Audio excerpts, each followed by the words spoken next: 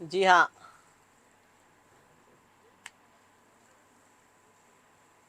Good evening everyone, कैसे हो आप सभी? ठीक हो? Good evening everyone. आज हम कॉन्ट्रासेप्टिव को आगे और कैरी ऑन करेंगे, जिसमें कल कुछ पढ़ा था, कुछ और पढ़ेंगे आज। ठीक है, चलो स्टार्ट करते हैं। हाँ, कुछ लोग SGPGI का पेपर देने जा रहे होंगे, तो जो पेपर देने जा रहे हैं वो भी खुश रहें। All the best. ठीक हूँ मैं एकदम। चलो स्टार्ट करें। कल हमने यहाँ तक पढ़ लिया था, ये सब आपने नोट डाउन कर लिया था कल। उसके बाद आज हम सेकंड वन पढ़ेंगे। देखो, इसके पॉजिटिव पॉइंट और इसके ड्रॉबैक, इसमें से कहाँ कहाँ से क्वेश्चन आता है इसके बारे में मैंने बताया। सबसे इंपॉर्टेंट बताया, ये एसटीडी से प्रिवेंट करता है, ये बहुत अच्छा पॉइंट है इसका। दूसरा, इजीली अवेलेबल है, ये ठीक है ये तो। और तीसरा, इनफ्रीक्वेंट कोइटस एक्ट होता है, वहां पर ये नीडेड होता है। हाँ, कैसी बातें कर रहे हो तुम बेवकूफों।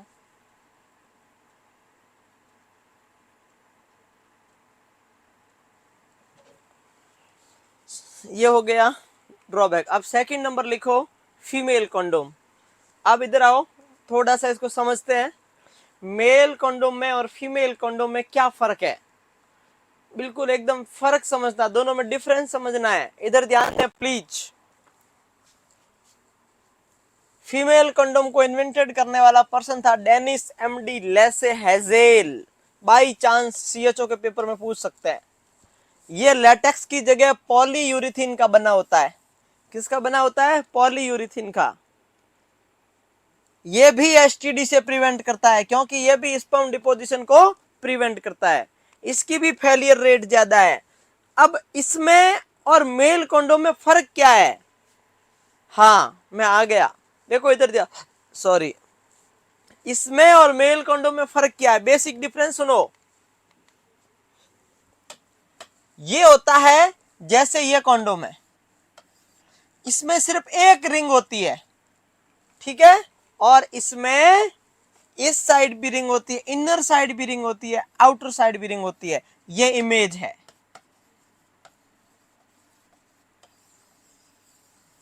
बस इमेज को फॉलो करने का। क्या? फीमेल कंडोम में दोनों साइड रिंग होती है, मेल कंडोम में एक साइड रिंग होती है। ये इमेज पहचाननी पड़ेगी आपको, ठीक है। ये आपको इमेज पहचानना पड़ेगा। पहचान लोगे?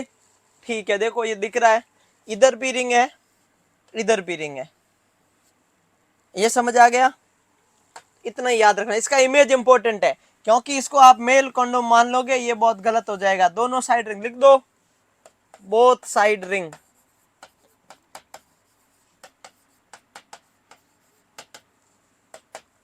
हो गया? हो गया ना? अब देखो सबसे इंपॉर्टेंट तीसरा आता है डायफ्राम। क्या आता है? डायफ्राम। इधर ध्यान दो, ये है डायफ्राम। सवाल बन गया, ये इमेज कौन से कॉन्ट्रासेप्टिव का है? ये इमेज डायफ्राम का है। दोनों साइड रिंग होती है इसमें। क्यों होती है पता नहीं, मुझे भी नहीं पता चेतना, होती है बस। आप लेके देखना, पता चल जाएगा खरीद के एक बार। होती क्यों मुझे नहीं पता, आइडिया नहीं है ना। आप एक बार ऐसे देखना तो पता चल जाए क्यों होती है, क्या होती है, इसका रीजन नहीं पता, sorry. Invented by German physician इन 1882, नहीं पूछा जाएगा। डायफ्राम का दूसरा नाम क्या है? इसको डच कैप बोलते हैं। क्या बोलते हैं इसको? इसको डच कैप बोलते हैं। इसको क्या बोलते हैं जी? इसको डच कैप बोला गया है। कौन सी कैप बोला गया है? Dutch cap. डच कैप का मतलब क्या हुआ? ये कवर करके रखती है, कप जैसा काम करती है। और शेप में कैसी होती है कप? तो सवाल आएगा, कौन से कॉन्ट्रासेप्टिव को डच कैप बोलते हैं? डायफ्राम को। प्लास्टिक का हो सकता है, रबर का हो सकता है, बस ये कोई इंपॉर्टेंट नहीं, सबको ही पता है। अब मैं जो डायफ्राम से रिलेटेड बहुत इंपॉर्टेंट बात, डायफ्राम से रिलेटेड सबसे इंपॉर्टेंट बात जो बताने जा रहा हूं, वो बहुत काम की है। जो बहुत ज्यादा काम की है वो ये है,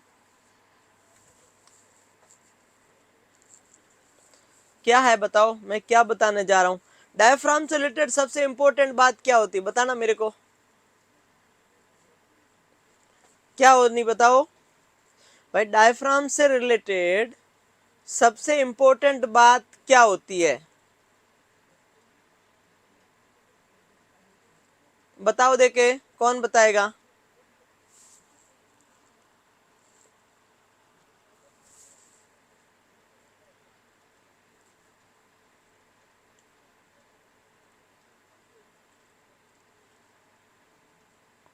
क्या होती बताओ, किसी के दिमाग में आ रहा हो तो बताओ। बहुत याद नहीं आया किसी को, नहीं आया, हाँ अब समझ में आया आपको। डायफ्राम को इंटरकॉर्स से 7 घंटे पहले यूज करना है। It is slightly important but it is very important, जो एग्जाम में पूछा जाएगा कि इंटरकॉर्स के बाद कितने घंटे तक डायफ्राम को वेजाइनल कैनाल में रखना है जहां पे आपने प्लेस किया था। 6 घंटे तक रखना है। कितने घंटे तक रखना है, 6 घंटे तक रखना है।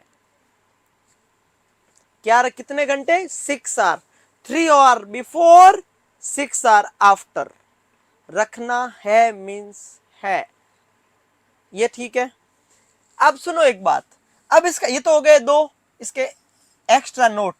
अब इसका डिसएडवांटेज क्या है। डायफ्राम किसका बना होता है, डायफ्राम रबड़ का है, डायफ्राम प्लास्टिक का है। इसका मतलब डायफ्राम फॉरेन बॉडी है। क्या है, फॉरेन बॉडी है। डायफ्राम को कितने घंटे रखते हैं, 6 घंटे रखते हैं। डच क्या बोलते हैं, अगर इसको ज्यादा टाइम रखा तो इसका एक कॉम्प्लिकेशन हो जाएगा, उसका नाम बताओ।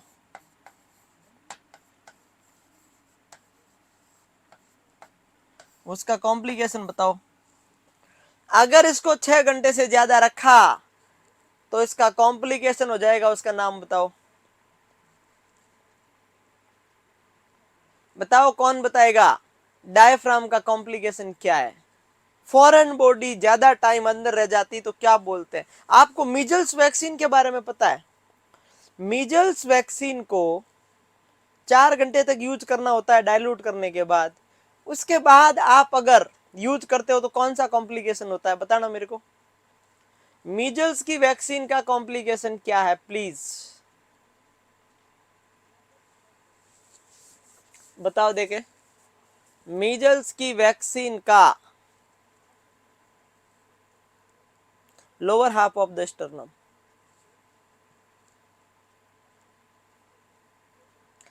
Toxic shock syndrome, very good. इसका भी कॉम्प्लिकेशन क्या है, टॉक्सिक शॉक सिंड्रोम। टॉक्सिक मतलब कोई फॉरेन बॉडी अंदर रहने से टॉक्सिसिटी हो जाती है अंदर, उसकी वजह से टॉक्सिक शॉक सिंड्रोम हो जाता है। Toxic shock syndrome is a complication of diaphragm. Diaphragm का क्या कॉम्प्लिकेशन है, if diaphragm is left in the vagina in extended period, ज्यादा टाइम रख दिया तो क्या हो जाएगा, toxic shock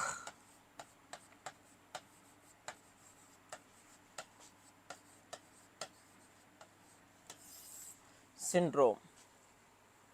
not suitable for uterine prolapse women, जिसको यूटेराइन प्रोलैप्स प्रोसीडेंटिया है उस फीमेल में डायफ्राम काम का नहीं है। क्यों भाई, काम का क्यों नहीं है, देखो ये यूट्रस, ये सर्विक्स, ये वेजाइनल कैनाल, अब यहाँ पे लगाते हो डायफ्राम। अब जिसको यूट्रस प्रोलैप्स है, ये यूट्रस का ये पार्ट इन्वर्ट हो रहा है यहाँ पर, तो यहाँ पर ये यूट्रस का पार्ट आया हुआ है, सर्विक्स आगे आई हुई है, तो आप यहाँ कैसे लगाओगे, लगा ही नहीं पाओगे।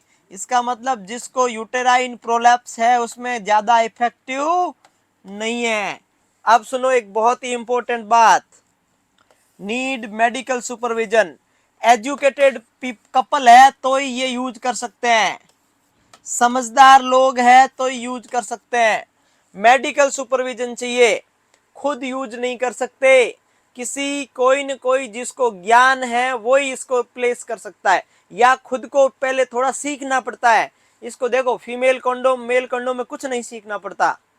इसमें सीखना पड़ता है। तो इसका ड्रॉबैक क्या है? मेडिकल सुपरविजन चाहिए या एजुकेटेड रेस्पॉन्सिबल कपल चाहिए, जिसको ज्ञान है, जो समझता है कि इसको कैसे प्लेस करना है। तो ये एक ड्रॉबैक है। ये समझ में आ गया? ये आ गया। ये लाइन समझ में नहीं आई आपको? Used after involution of uterus, मतलब प्रेगनेंसी खत्म होने के बाद पहले 6 वीक में नहीं देना है, नहीं यूज करना है। क्यों? क्योंकि यूट्रस और फीमेल रिप्रोडक्टिव ऑर्गन अपनी प्री प्रेग्नेंट स्टेज में वापस जाते हैं, जिसमें 6 वीक लगते हैं। पूरा का पूरा इन्वोल्यूशन होने में कितना टाइम लगता है? 6 वीक लगता है। तो पहले 6 वीक में यूज नहीं करना है। ज्ञानी होना जरूरी है, बिना ज्ञानी के ये यूज नहीं होगा, क्योंकि उसको पता ही नहीं है कैसे यूज करना है। पहले 6 वीक में नहीं करना है।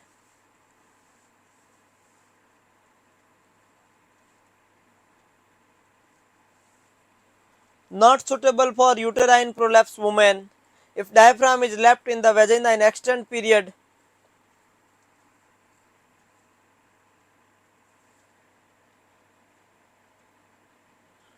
ठीक है, समझ आ गया आपको? सब समझ में आया क्या?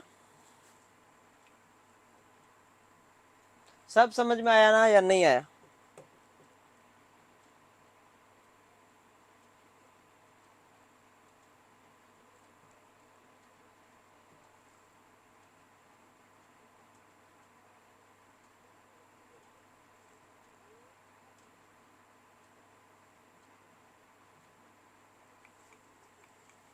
फेलियर रेट कितनी है? 6 से 12। HWI क्या होता है मैंने बताया आपको, मैं बता दूंगा जब आपका कॉन्ट्रासेप्टिव खत्म होगा। 100, ये नाम क्यों पड़ा ये भी बता दूंगा। 100 वुमन ईयर्स, पर्ल इंडेक्स का दूसरा नाम है। तो पर्ल इंडेक्स कितना रहता है? 6 से 12। ठीक है, चलो नेक्स्ट।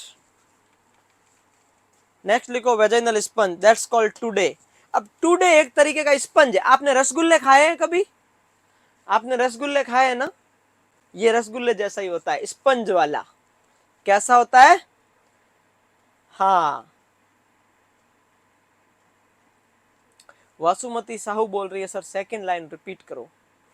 सेकंड लाइन रिपीट करो। सेकंड लाइन ये है, कोई फीमेल प्रेग्नेंट थी, डिलीवरी हुई, तो 6 वीक लगते हैं। परप्यूरियम पीरियड में कितना टाइम लगता है? 6 वीक लगते हैं।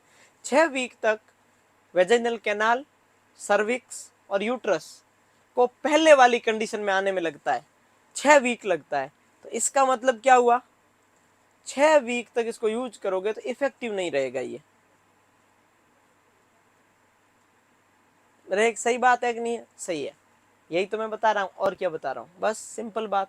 अब ये वेजाइनल स्पंज क्या है? आपने रसगुल्ले खाए ऐसे जिससे रस टपकता है, ऐसे स्पंज वाले रसगुल्ले खाए हैं ना, वो सेम ऐसा ही है। अब देखो, इसमें 2 वर्ड लिखूंगा मैं। फेलियर रेट पेरिस वुमेन में ज्यादा है, नुर्ली पेरिस में कम है। ये वर्ड है ना, ये आपको स्पंज से कोरिलेट करता है। मान लो, एक बात सुनो, पेरिस वुमेन का मतलब होता है ऐसी वुमेन जिसने पहले प्रेगनेंसी की वायबिलिटी पीरियड को क्रॉस किया है। मतलब वो प्रेग्नेंट हो चुकी है, प्रेग्नेंट होने के साथ साथ उसने वायबिलिटी पीरियड को क्रॉस किया है, मतलब उसकी प्रेगनेंसी 22 वीक से ज्यादा जा चुकी है। इसका उसको बोलते हैं पेरिस वुमेन। इसका मीनिंग है ऐसी वुमेन जिसने अभी तक एक बार भी 22 वीक की प्रेगनेंसी को क्रॉस नहीं किया है।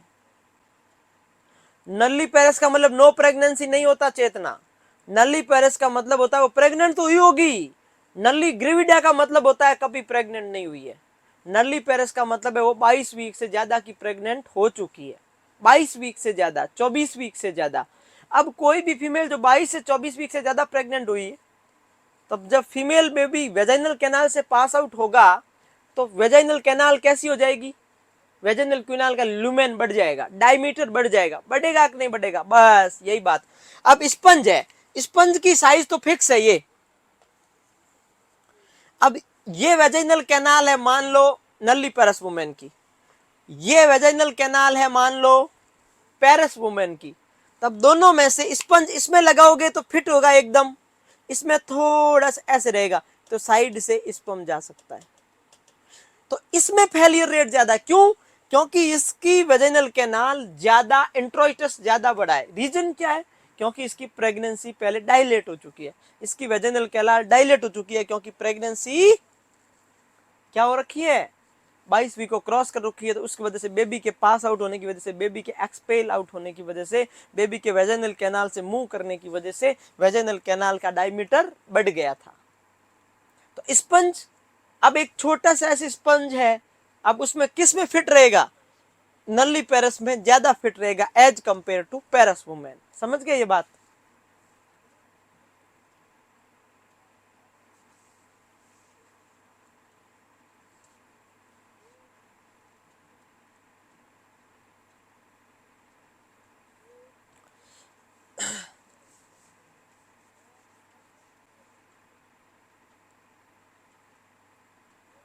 ठीक है,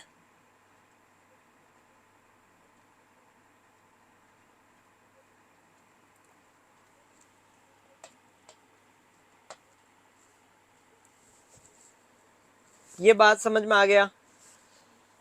ये किसका बना होता है? पॉलीयूरेथीन का। इसके अंदर क्या होता है? नॉन ऑक्सीनॉल 9% नॉन ऑक्सीनॉल सरफेक्टेंट का काम करता है, जो कि स्पर्म को इमोबिलाइज करता है। इसके अंदर नॉन ऑक्सीनॉल नाम का केमिकल भरा होता है, नॉन ऑक्सीनॉल 9%। ये याद कर लेना कि कौन सा केमिकल स्पंज या ट्यूडे में भरा होता है। इसको भी 6 घंटे बाद तक रखना है।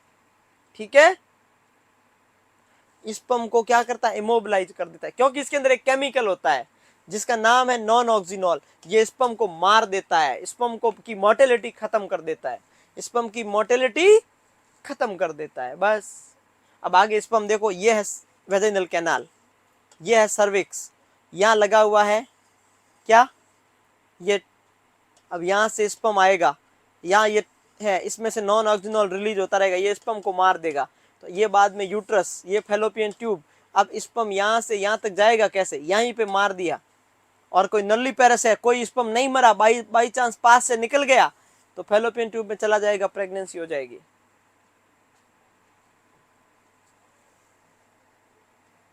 ठीक है, समझ में आ गया आपको?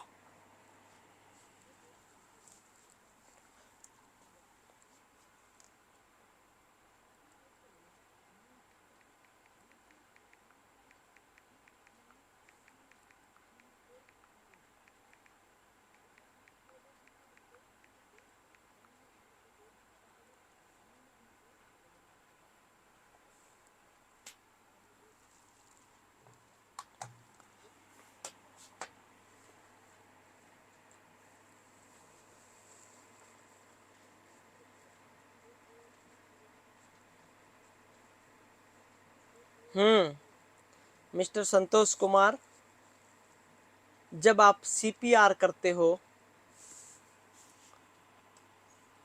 ये दोनों निप्पल है, ये स्टर्नम बोन है, स्टर्नम का ऊपर वाला पार्ट, बीच वाला बॉडी, नीचे वाला जिफॉइड प्रोसेस है।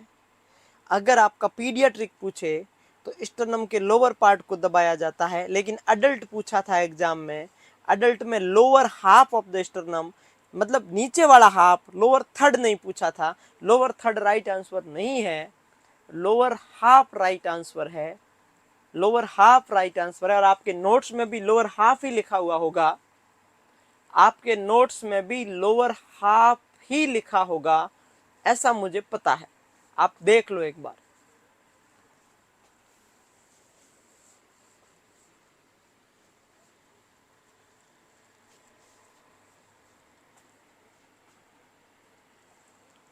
Lower half is right answer.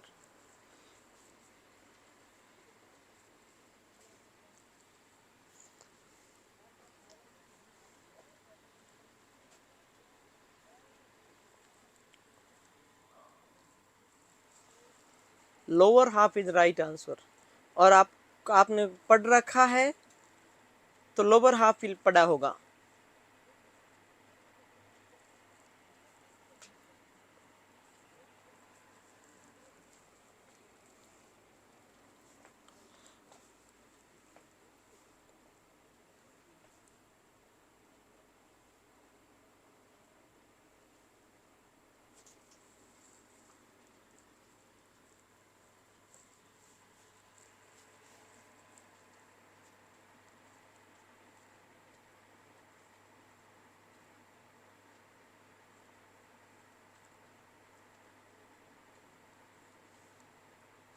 Lower half ही पढ़ाया होगा सर ने, कंफर्म बताया मुझे। ऐसा नहीं हो सकता कि लोअर थर्ड बताया और एक जने को ऐसा लगे। मैक्सिमम को डाउट हो सकता है, बल ध्यान नहीं दिया होगा।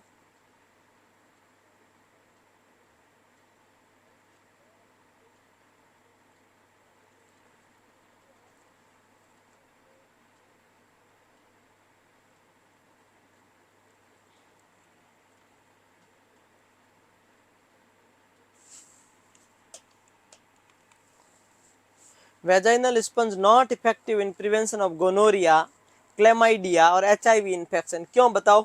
ये सर्वाइकल कैनाल है, यहाँ पर आपने स्पंज लगाया तो अगर ये थोड़ा सा लूज रह गया तो हो सकता है सीक्रेशन यहाँ से जा सकते हैं। इसीलिए कोई भी सेक्सुअल ट्रांसमिटेड डिजीज में ये जो स्पंज है ये इफेक्टिव नहीं है। यूज करते हैं बट पूरा इफेक्टिव नहीं है, फेलियर रेट ज्यादा है। तो क्या लिखा है? Vaginal sponge not mostly effective in the prevention of the gonorrhoea, chlamydia और HIV इन्फेक्शन। और HIV इन्फेक्शन।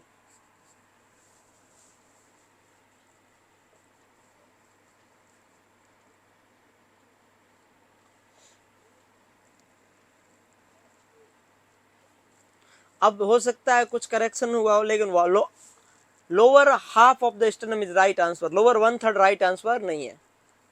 ठीक है, ज्यादा जिद ना करें आप, आगे बढ़े। Lower half of the sternum is right answer. अभी जो बैच चल रहा है फंडामेंटल का, इसी बैच में मैंने फंडामेंटल में आपको शायद पढ़ाया भी होगा।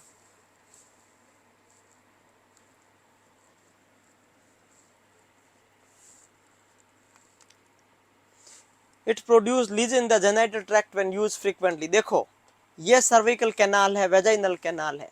स्पंज किसका है? कोई न कोई रबड़ का बना हो सकता है। अब इसको बार बार यूज करोगे तो ये वेजाइनल कैनाल होती है, आपको पता ही है, बहुत ज्यादा इलास्टिक, बहुत ज्यादा म्यूकस की बनी होती है, बहुत ज्यादा लिक्विफाई रहती है। अब बार बार यूज करने से क्या हो सकता है? या लीजन क्या हो सकता है? वहां अल्सर टाइप हो सकते हैं। फ्रिक्वेंटली बार बार यूज करने से जेनाइटल ट्रैक्ट में लीजन, कोई अल्सर डेवलप हो सकते हैं। ठीक है ना?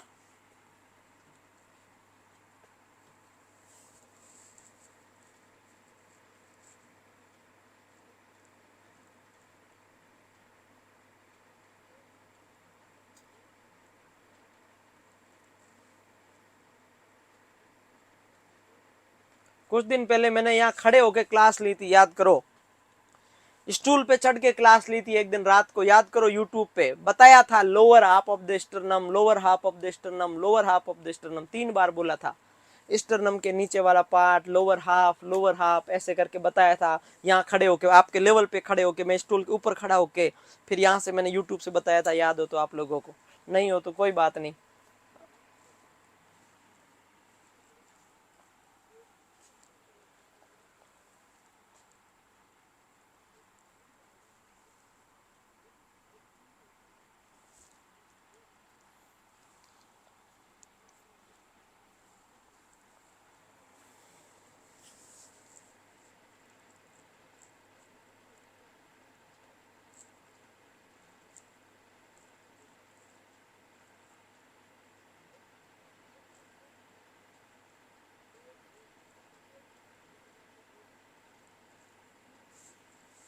आगे बढ़े।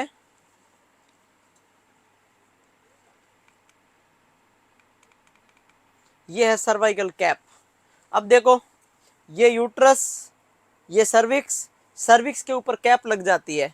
सर्विक्स के ऊपर कैप लग जाएगी तो ये वेजाइनल कैनाल है। वेजाइनल कैनाल से स्पर्म जाएगा तो आगे सर्विक्स के अंदर एंटर नहीं करेगा, सर्विक्स में नहीं करेगा तो यूट्रस में नहीं करेगा, यूट्रस में नहीं करेगा तो फैलोपियन ट्यूब में नहीं करेगा। मतलब क्या हुआ?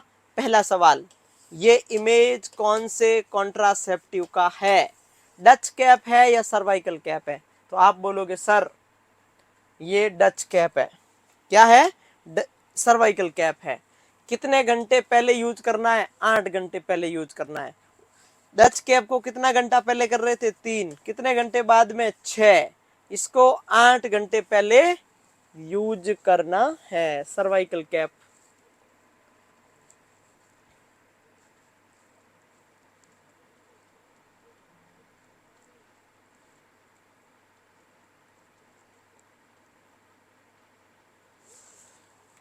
कुछ लोग बोल रहे हैं सर ये लास्ट लाइन समझ में नहीं आई। अरे लास्ट लाइन ये सर्वाइकल कैनाल है, आप ये स्पंज बीच में लगाओगे तो ये बार बार इसको घर्षण करेगा, फ्रिक्शन होगा, फ्रिक्शन होगा तो वेजाइनल कैनाल रैप्चर हो जाएगी। बार बार यूज करने से, फ्रीक्वेंटली यूज करने से वेजाइनल कैनाल रैप्चर हो सकती है। बस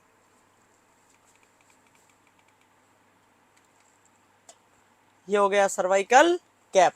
क्या हो गया? Cervical cap. आगे बढ़े।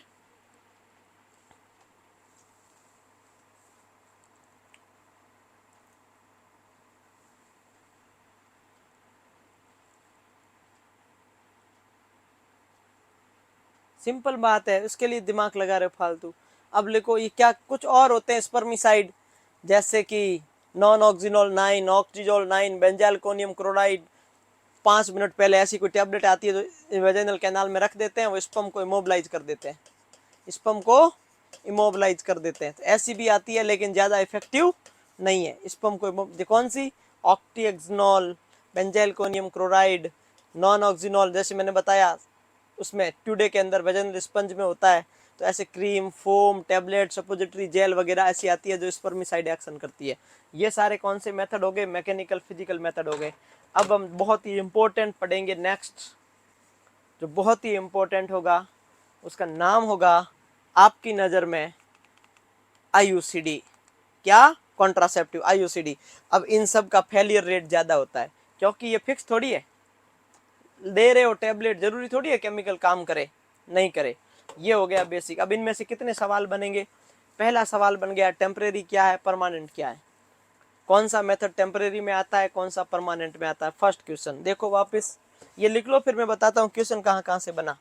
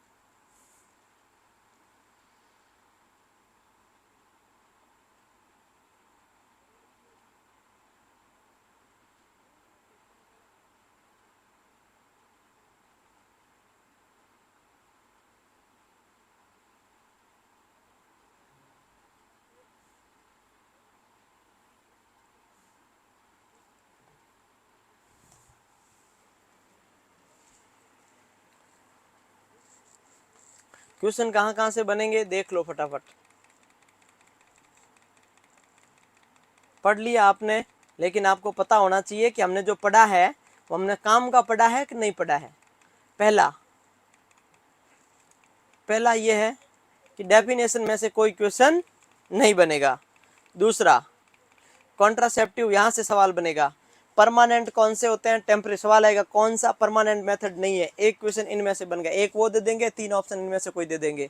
दूसरा, बैरियर मेथड कौन कौन से होते हैं? ये सारे बैरियर मेथड होते हैं। फिर केमिकल मेथड कुछ नहीं, ये आता है इसमें से क्या क्या बेनिफिट है, 1 2 3 करके ऑल ऑफ दी अबव लिख देगा।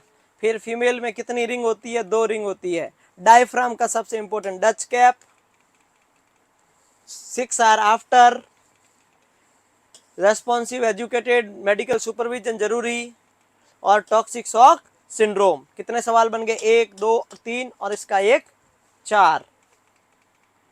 फिर वेजाइनल स्पंज, टुडे, किसका बना होता है? बता दिया। इसके अंदर कौन सा केमिकल पाया जाता है? नॉन ऑक्सीनोल। कितना परसेंट? 9%। कितना? पेरस वुमेन में ज्यादा, नॉन पेरस में कम। सर्वाइकल कैप, स्पर्मिसाइड, फिर उसके बाद में IUCD। अब तो मेरे को बताओ IUCD के बारे में आपको क्या करना है? आपको बर्थडे किसी का ही नहीं है, ये पहले की स्लाइड है, कोई अभी की नहीं है। अभी की स्लाइड नहीं है किसी की, पहले की स्लाइड है, मैंने डिलीट नहीं किया, सॉरी।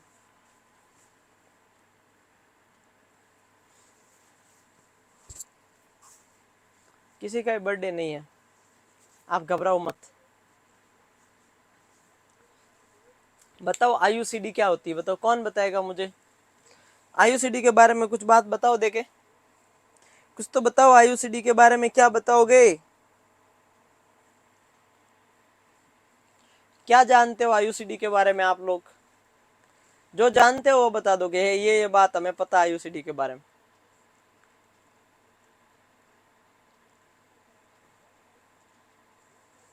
बताओ ना।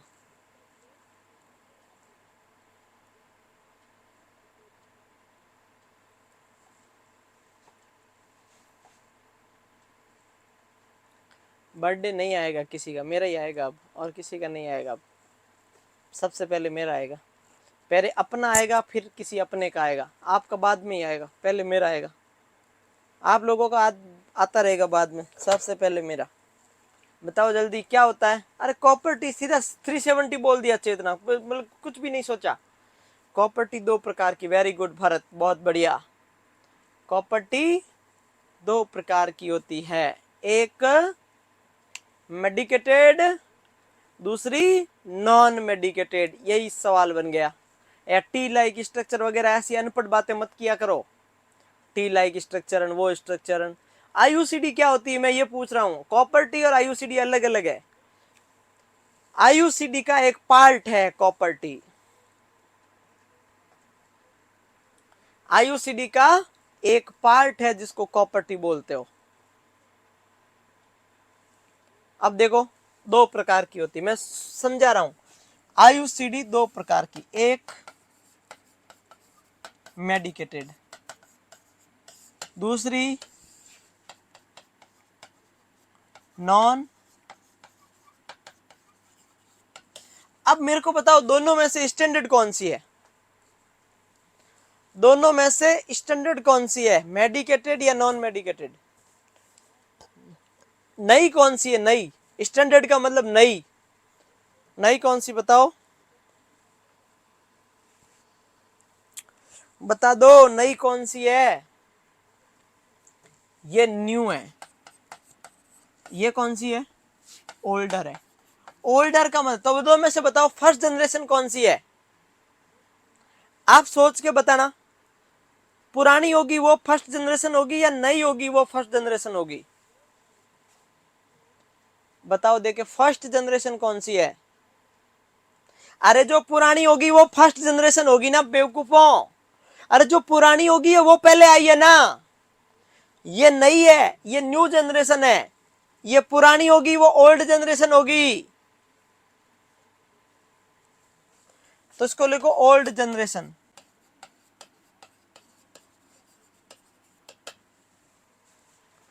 इसका तीसरा नाम होती है इनर्ट। क्या होता है? इनर्ट। ये होती है न्यू। कौन सी जनरेशन? सेकंड, थर्ड और फोर्थ, इन तीनों को बोलते हैं मेडिकेटेड, क्योंकि इसमें कुछ न कुछ है। सेकंड में होता है कॉपर, थर्ड में होता है हार्मोन, कोई न कोई हार्मोन होगा, मैं बताऊंगा, और फोर्थ के अंदर होती है फ्रेमलेस। ऐसे प्रकार। सेकंड कौन सी IUCD कॉपर वाली होती है? Copper T. सेकंड कौन सी IUCD हार्मोनल होती है? थर्ड कौन सी IUCD फ्रेमलेस होती है? चार। किस में हार्मोन नहीं होता? इसमें नहीं होता। कौन सी ओल्ड जनरेशन है? ये है। कौन सी का फेलियर रेट ज्यादा है? इसका। कौन सबसे पुरानी है? ये। समझ आ गई? आ गई? इसमें आती है स्टैंडर्ड चीजें, ये है पुराने वाली।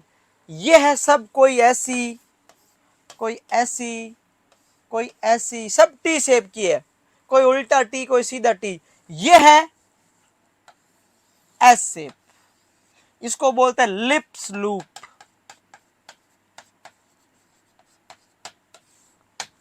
कौन सा लूप? लिप्स लूप बोलते हैं, लिप्स लूप, एस शेप की होती है। सवाल आएगा लिप्स लूप किसका एग्जाम्पल है?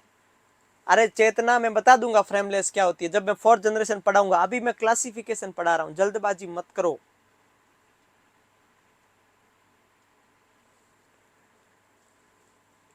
एस शेप की है, लिप्स लूप है, स्प्रिंग शेप की है। एस का मतलब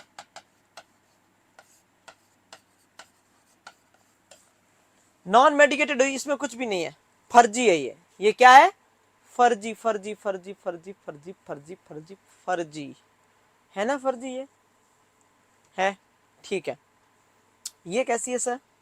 ये भाई इसमें कॉपर भर दिया, इसमें हार्मोन भर दिए जो चाहिए वो, लिवोनोगेस्ट्रॉल, इसके अंदर और भी स्टैंडर्ड प्रोटोकॉल भर दिए।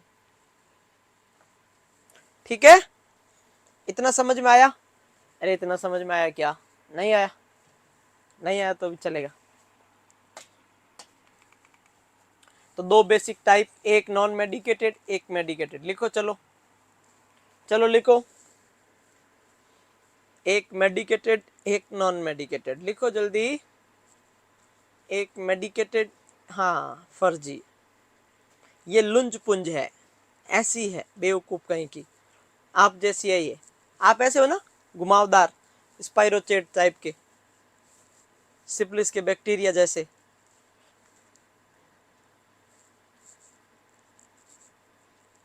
दो प्रकार की होती है, लिख दिया आपने। सबसे पहले हेडिंग कौन सी लगाओगे? सब चलेगा? हाँ समझ में आ गया, नहीं आया तो मस्त रजाई ओढ़ के सो जाओ।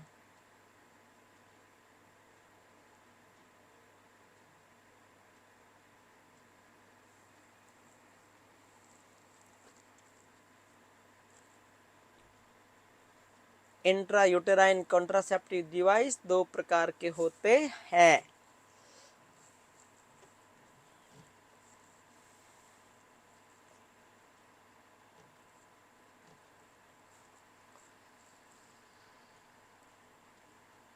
हाँ सिफिलिस का बैक्टीरिया होता है ना, ट्रेपिनोमा पैलिडम, वो एस शेप का होता है, स्पाइरोचेट शेप का होता है। कैसा होता है? स्पाइरो, हाँ खुशी, गर्मी में भी रजाई ओढ़ लिया करो, कोई फर्क नहीं पड़ता। चलेगा।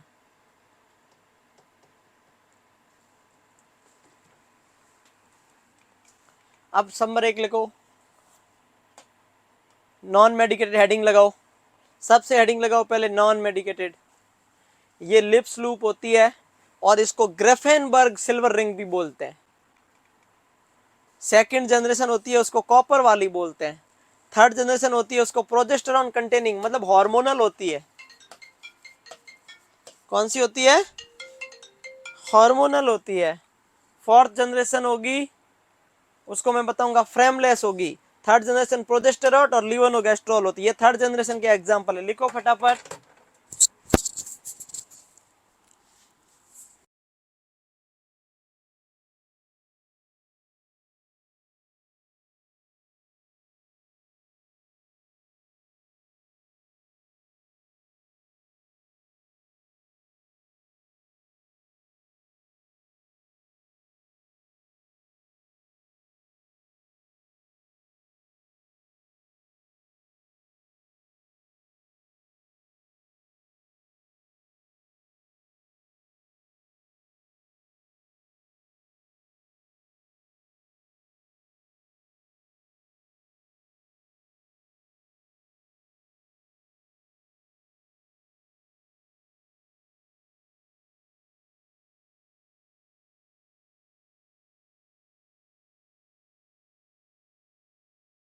बनेगा फर्स्ट जनरेशन का एग्जांपल बताओ, lips loop and Grafenberg ring. Second generation का एग्जांपल बताओ, कॉपर। थर्ड जनरेशन के दो एग्जांपल। थर्ड जनरेशन के कितने? एक प्रोजेस्टेरॉन और एक लिवोनोग्रेस्ट्रॉल। लियोनोगेस्ट्रॉल का दूसरा नाम क्या होता है? मिरेना। क्या होता है? मिरेना। फोर्थ जनरेशन का नाम बताओ। Example frameless. 5 सवाल बन गए। 1 2 the example of the first, copper the example of the second, progesterone example of the third, and the levonorgestrel and progesterone is also example of the third, and the frameless is example of the fourth. हाँ, इसका नाम है ग्रेफेनबर्ग ring.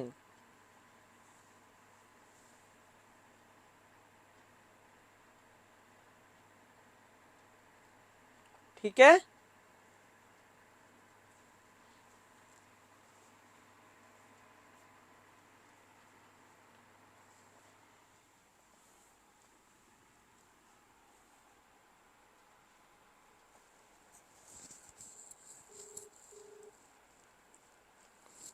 लिख लिया आपने?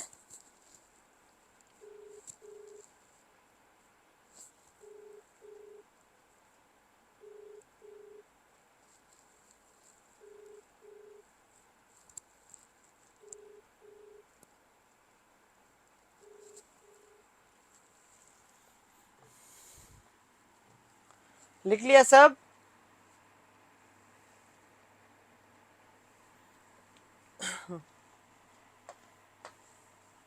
यहां से question बनेंगे please.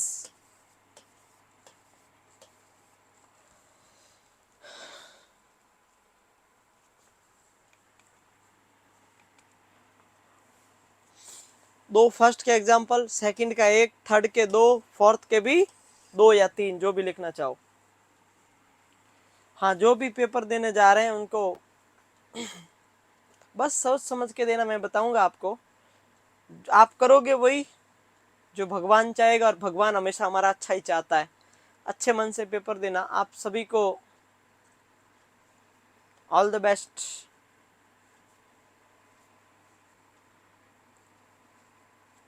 All the best Tara. सभी स्टूडेंट जो भी जा रहे हैं, कोई अभी जा रहे हैं, कोई बाद में जाएंगे, कोई अभी निकल गए हैं, कोई निकल जाएंगे आज। घबराए नहीं, अच्छा होगा। जैसा आप सोचोगे उससे बहुत ज्यादा अच्छा पेपर होगा।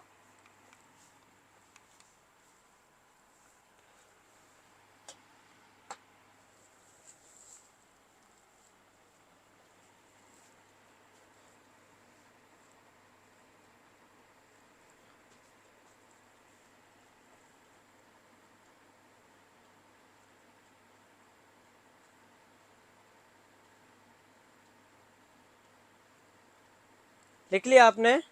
अब नेक्स्ट लिखो, आईयूसीडी क्या करती है। देखो, पूरी लाइन का एक निचोड़ बता दूं, पूरी लाइन का एक निचोड़। ये लाइन याद नहीं हो तो आपको एक लाइन याद कर दो। IUCD prevent fertilisation.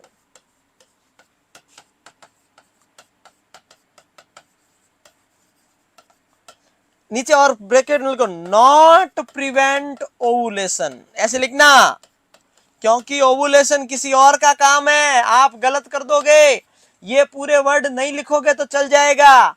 IUCD fertilisation को प्रिवेंट करती है। मतलब क्या हुआ? आईयूसीडी ओवम के प्रोडक्शन को ब्रेक डाउन नहीं करती, ओवम के प्रोडक्शन को रोकती नहीं है, स्पर्म के प्रोडक्शन को रोकती नहीं है। बस ओवम और स्पर्म फैलोपियन ट्यूब में जहां पे मिलके जाइगोट वगैरह बनाते हैं, उसके बाद में जो प्रोसेस होता है उस प्रोसेस को रोक देती है। मतलब क्या हुआ? आईयूसीडी ऐसा एनवायरनमेंट क्रिएट करती है जिससे ओवम आएगा, स्पर्म आएगा, लेकिन दोनों साथ में मिलके कोई बड़ा काम नहीं कर पाएंगे। फ्यूचर में कोई नया प्रोडक्ट नहीं बन पाएंगे। उसको बोलते हैं, ये किसका काम है? आईयूसीडी का। ओवुलेशन को कौन सी ड्रग रोकती है? ओरल कॉन्ट्रासेप्टिव पिल की बात करेंगे। जो ओवम बनने, ओवम को मैच्योर, ओवम को रिलीज ही नहीं होने देती, ओवम मैच्योर ही नहीं होने देती है, उसका नाम होगा ओवुलेशन वाली, ओसीपी। ठीक है ना?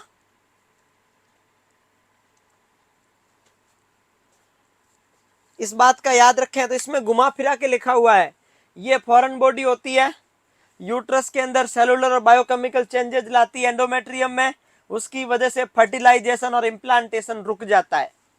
फर्टिलाइजेशन नहीं होगा तो इम्प्लांटेशन नहीं होगा। इसीलिए मैं बताऊंगा आपको, आईयूसीडी की वजह से मरीज को अगर एक पीआईडी बीमारी है तो एक्टोपिक प्रेगनेंसी भी हो सकता है। अगर पीआईडी है तो आईयूसीडी नहीं देना चाहिए। मैं आपको अच्छे से समझाऊंगा फिर जब इसका इफेक्ट आएगा उस टाइम। बस अभी ये लिख लो, एक ही बात लिख लो फटाफट। जल्दी लिखो प्लीज।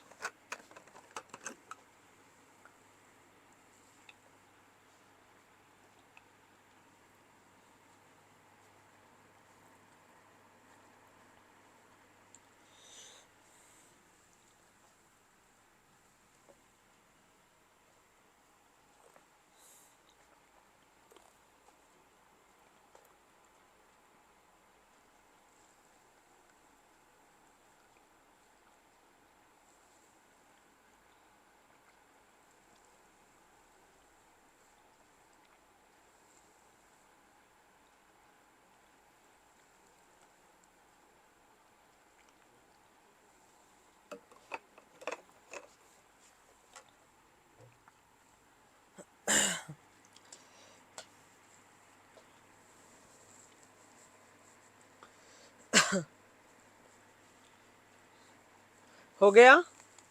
अब लिखो सबसे पहली ओपीडी आईयूसीडी जिसका नाम है इनर्ट नॉन मेडिकेटेड या लिप्स लूप। ये अलग अलग साइज की होती है, कोयल शेप, सारी रिंग शेप स्प्रिंग शेप की होती है। सारी की सारी कैसी होती है? एस शेप की, कोयल शेप की, स्प्रिंग शेप की, रिंग शेप की। इसको लिप्स लूप भी बोलते हैं, इसको नॉन मेडिकेटेड भी बोलते हैं, इसको इनर्ट भी बोलते हैं। ये तो आपको पता ही है। ठीक है भाई। अब लिप्स लूप कैसी होती है अब सुनो। अब ये मैंने एक लाइन लिखी है, इस लाइन को समझो। देखो कोई भी लाइन टू लाइन रटेगा नहीं, जो मैं बोलूं उसको समझना है। लिप्स लूप एस शेप की होती है, पॉलीएथिलीन की बनी होती है, इसके ऊपर बेरियम सल्फेट होता है। वाह, ये बन गया सवाल कि आईयूसीडी में रेडियो ओपेक सब्सटेंस पाया जाता है, उसका नाम क्या है? उसका नाम है बेरियम सल्फेट। क्या होता है बताओ? इधर दो, वापस ध्यान दो, फिर बोलोगे सर ये समझ में नहीं आया। आपस में खूब बातें कर रहे हो तुम, बेवकूफ इतने हो। किसी का पेपर है बेचारा, वो एग्जाम देने जा रहा है, उसको ऑल द बेस्ट बोलो, उसको बढ़िया बोलो, उसको शुभकामनाएं दो, फिर बात को फिनिश करो, वापस टॉपिक पे आओ। आधा घंटा तक तुम्हें all the best all the best all the best, जैसे कि उसका ऑल द बेस्ट से क्या भरना चाहते हो तुम लोग। सामने वाला खुद कंफ्यूज हो जाएगा कि क्या बोल रहे हैं मुझे।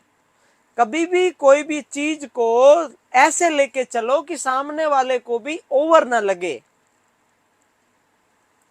10 मिनट से कंटिन्यू यही चल रहा है। मैं इतना कितनी चीजें इंपॉर्टेंट बता दी, वो नहीं पढ़ के गए अगर, तो ये ऑल द बेस्ट क्या काम आएगा? अगर एग्जाम में क्वेश्चन गलत हो गए तो क्या काम आएगा तुम्हारे ऑल द बेस्ट?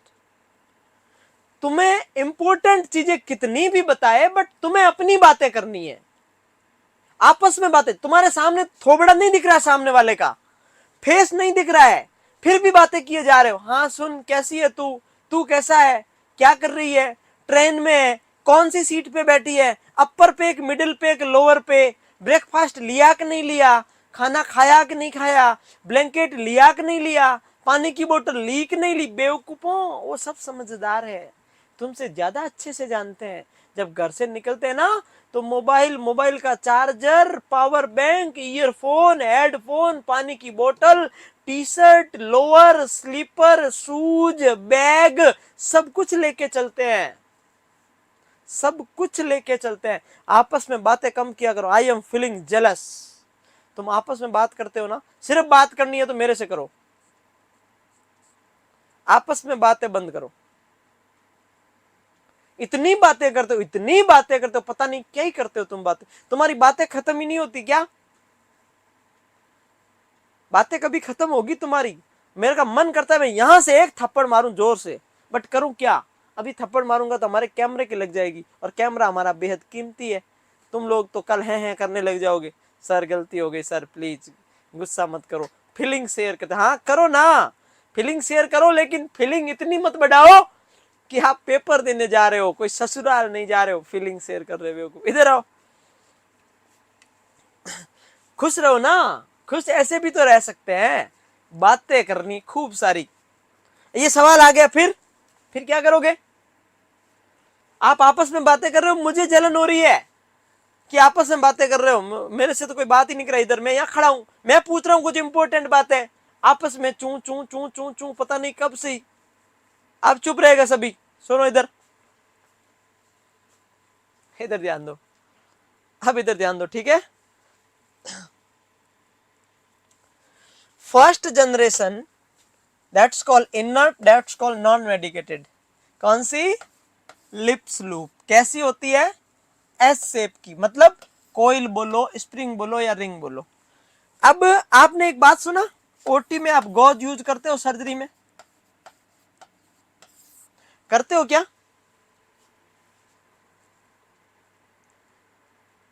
हाँ, दिल्ली पहुंच के कॉल करना आप। हाँ ठीक है, सही बात है।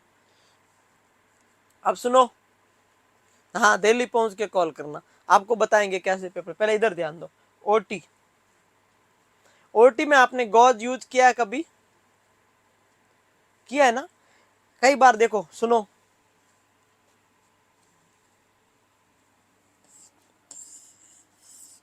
डॉक्टर किसी एब्डोमेन की सर्जरी कर रहा है, डॉक्टर ने 10 गॉज, सर्जन ने 10 गॉज रखे ओटी टेबल के ऊपर स्टेराइल टेक्निक से। ओटी की, एब्डोमेन की सर्जरी हो गई, इंटरनल फ्यूचर हो गया, आउटर फ्यूचर हो गया। थोड़ी देर बाद डॉक्टर ने देखा, माय गॉड 9 गॉज ही मिल रहे हैं, 9 गॉज ही मिल रहे हैं। अब वो क्या करेंगे? क्या वापस पेट को चीर देंगे क्या? एक गॉज कम मिल रहा है, क्या करेंगे वो? क्या वो वापस पेट को चीर देंगे क्या? वापस कट लगा देंगे क्या? नहीं नहीं, ऐसा नहीं करेंगे। वो क्या करेंगे? क्या करेंगे वो एक्सरे करवाएंगे। क्योंकि जो गॉज होता है ना, गॉज के ऊपर रेडियो ओपेक लाइन होती है। क्या होती है? रेडियो ओपेक लाइन होती है। और वो रेडियो ओपेक लाइन ये बता देती है, रेडियो ओपेक लाइन बता देती है, क्या बता देती है? कि गॉज, मैं गॉज बोल देगा, मैं अंदर रह गया हूं, मैं अंदर रह गया हूं। ठीक ऐसे ही जब आप आईयूसीडी लगाते हो तो आईयूसीडी के ऊपर एक रेडियो ओपेक सब्सटेंस पाया जाता है जिसका नाम है बेरियम सल्फेट। अगर आईयूसीडी अंदर कहीं मिसप्लेस हो गई, बाहर से एक्सरे करोगे तो अंदर से बेरियम सल्फेट बोलेगा मैं इधर हूं, मैं इधर हूं। हो गया, मतलब एक्सरे में पता चल जाएगा। लिप्स लूप 4 प्रकार की होती है। अब मत सीखना कौन से प्रकार की होती है, बस सबसे बड़ी डी होती है, सबसे छोटी ए होती है। ये 30 mm की होती है, ये 22.5 mm की होती है। तो 4 प्रकार की होती है लिप्स लूप, चारों ही कोई काम की नहीं है, ज्यादा अपने काम की नहीं है।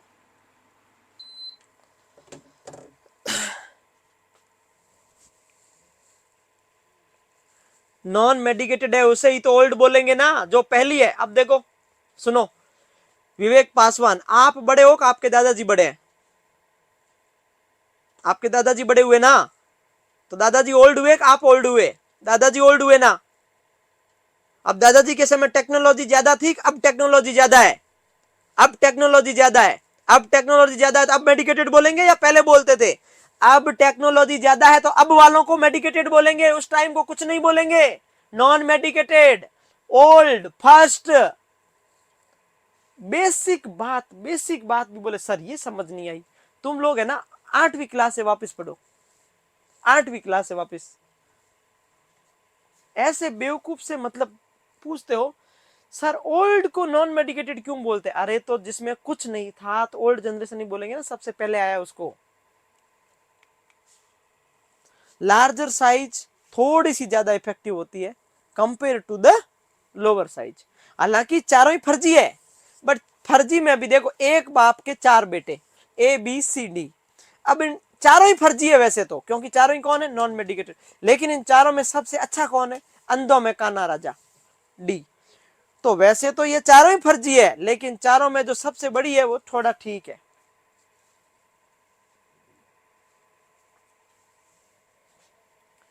समझ आ गई बात?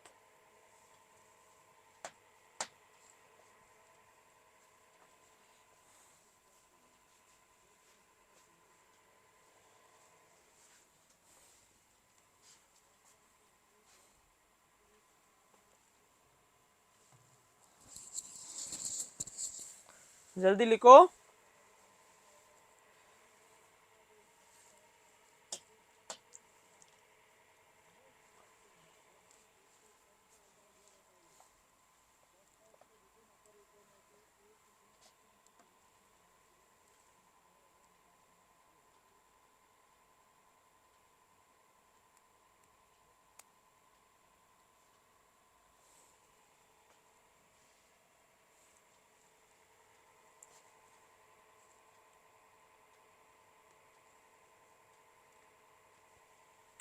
डन हो गया।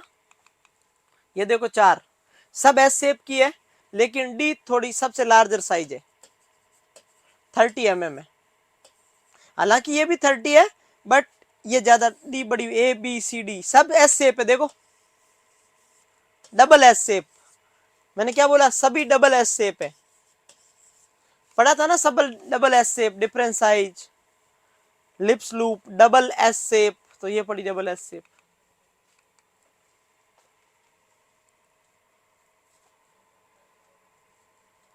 हो गया, हो गया ना।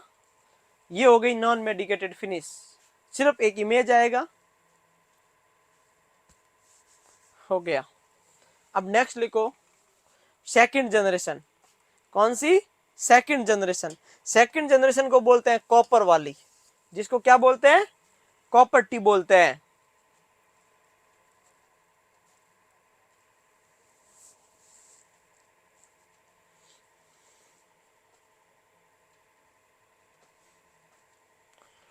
हाँ, कोई डिसएडवांटेज नहीं है। आप अगर सेल्फ मोटिवेटेड हो नीलम, अगर आप क्लास को ले सकते हो, चीज़ों को रिकॉल कर पाते हो, अगर आप क्लास लेने के बाद में एमसीक्यू निकाल पाते हो, रिवीजन कर पाते हो, आप वापस खुद का सेल्फ इवेल्युएशन करते हो, पूरा टॉपिक होने के बाद 2 बुक में से क्वेश्चन निकाल दो, आपके सारे क्वेश्चन सही हो जाते हैं, मैक्सिमम क्वेश्चन सही हो जाते हैं, हर 15 दिन बाद में रिवाइज हो पाता है, रोजाना अगर आप में कंसिस्टेंसी है, ड्यूटी करने के बाद रोजाना आप 5 घंटे पढ़ पाते हो, तो आपको कोई नेगेटिव पॉइंट नहीं है। लेकिन अगर आप एक दिन पढ़ते हो, 5 दिन नहीं पढ़ते हो, तो कोई बेनिफिट नहीं है, चाहे लाइव लो चाहे रिकॉर्डेड लो। फिर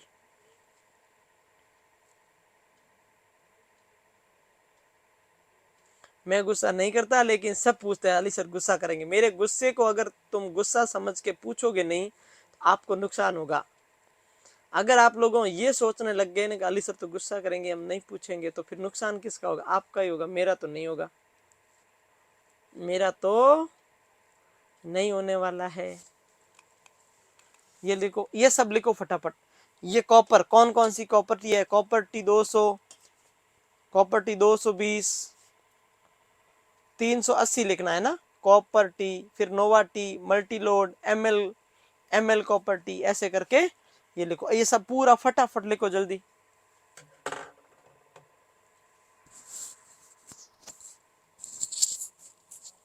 जल्दी लिखो।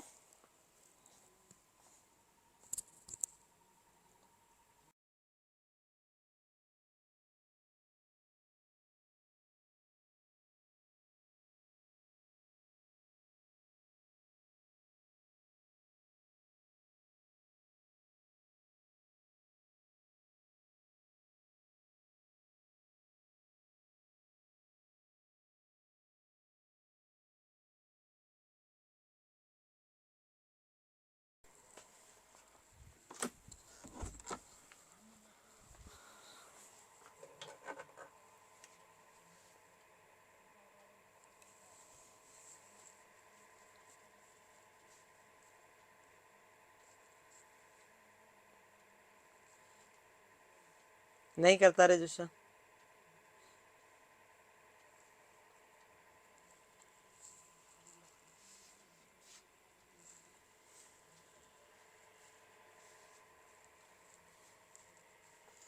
देखो इधर आओ, यहां से सवाल पूछते हैं। Copper T 200 3 year, copper T 220 थोड़ा ज्यादा होगा, मैं बताऊंगा। Copper T 380 10 year, Nova T 5 year, cop multi load, ML का मतलब है मल्टी लोड 250 3 ईयर, 5 ईयर 375। अब देखो इन सब में आपने एक चीज सीखी है क्या? सबसे लंबी कौन सी चलती है? Copper T 380। सवाल आएगा सबसे ज्यादा इफेक्टिव कौन सी है? ये बात। अब एक बात बताओ, ये कॉपर लिख दिया, ये टी लिख दिया, इसके पीछे जो नंबर है 200, 220, 380, 375, 250, ये क्या है? ये क्या है बताना मेरे को।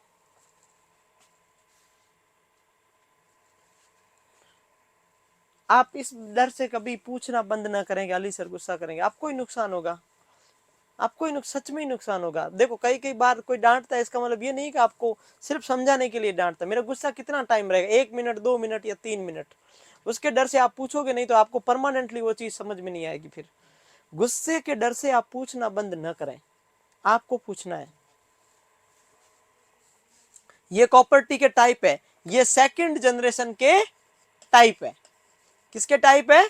Second generation. आपने पढ़ा, हम देखो पीछे क्या लिखा था, सेकंड जनरेशन कौन सी होती है? कॉपर टी होती है। अब ये 200 बी, अब सवाल आएगा बी किसको इंडिकेट करता है?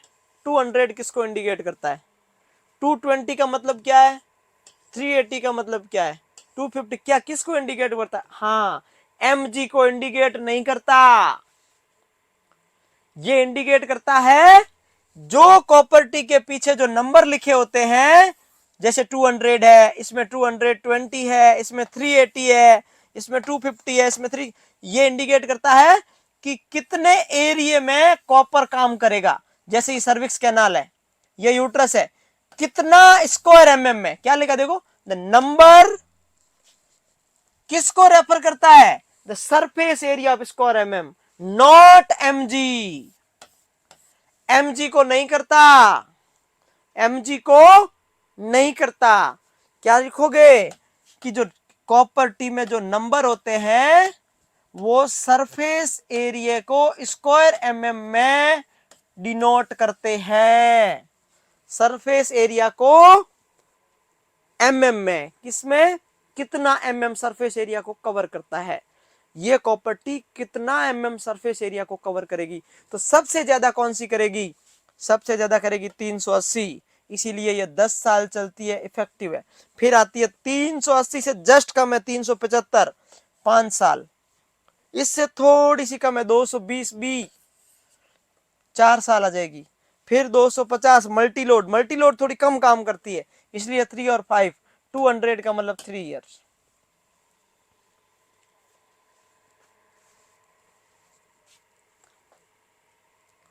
जल्दी करो थोड़ा।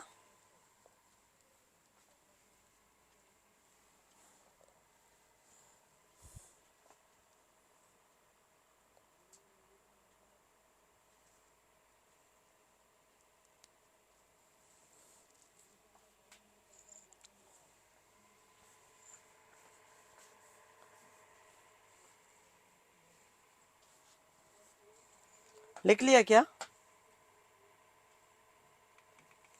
अब एक एक के बम देखो, कॉपर टी 200, ये कॉपर टी कैसे सेव की है? शेप याद कर लो, मैं बताऊंगा। शेप सिर्फ आपको मल्टी लोड का याद करना है, इमेज उसमें। कॉपर टी 200 में 215 स्क्वायर एमएम सरफेस का कॉपर होता है लगभग। कितना एमजी होता है याद मत करो, क्यों? क्योंकि जो बी है, अब एक है कॉपर टी 200 और एक है कॉपर टी 200 बी। अब एक 200 है, इसका मतलब वो छोटी है, बी है बड़ी है। अब जो बी है ना वो +15 है, बी का मतलब क्या है? +15 है, थोड़ी सी ज्यादा है, इसीलिए इसमें लिख दिया 215 स्क्वायर एमएम। और जो प्लेन 200 है, ये 200 का मतलब 200 स्क्वायर एमएम सरफेस एरिया, मतलब बी का मतलब आते ही थोड़ी सी बड़ी है, इसीलिए ये 3 साल है, ये कितना है? 3 ईयर है, और ये 4 ईयर है। कितना ईयर है? 4 ईयर। देखो इधर आओ, याद करो, ये पढ़ा 2B 4 ईयर, 200 3 ईयर। क्यों? ये 200 स्क्वायर एमएम को कवर करती है, ये 220 स्क्वायर एमएम को कवर करती है, क्योंकि थोड़ी सी 200 से बड़ी है, 200 से बड़ी है। तो ये कितने को करेगी? 215 को करेगी। तो इसीलिए ये 4 साल चलती है, ये 3 साल चलती है। बी का मतलब है साइज, बी का मतलब है साइज, बी किसको कवर करेगा, साइज को। तो ये थोड़ी सी बड़ी है, जो अल्फाबेट का ये साइज को कवर करेगा और ये डिनोट किसको करेगा, स्क्वायर एमएम को। तो थोड़ी बड़ी होने से इसमें 215 होता है, 50 mcg पर डे, mg नहीं mcg पर डे।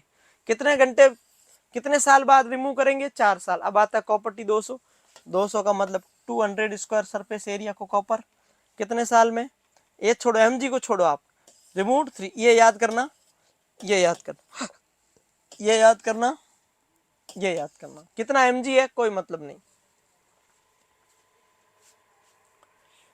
ए और एजी का मतलब है इसके अंदर सिल्वर की कोटिंग होती है। 380 में ए का मतलब तो साइज हो गई, एजी का मतलब है एग्रीकल्चर, मतलब सिल्वर का। ए और बी का मतलब है साइज।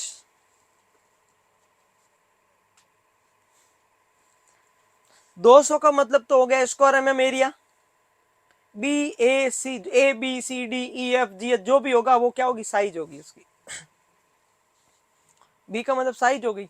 200 छोटी है, 200 भी बड़ी है, इसलिए ये 215 है, ये 200। ठीक है ना, थोड़ा फास्ट लिखो।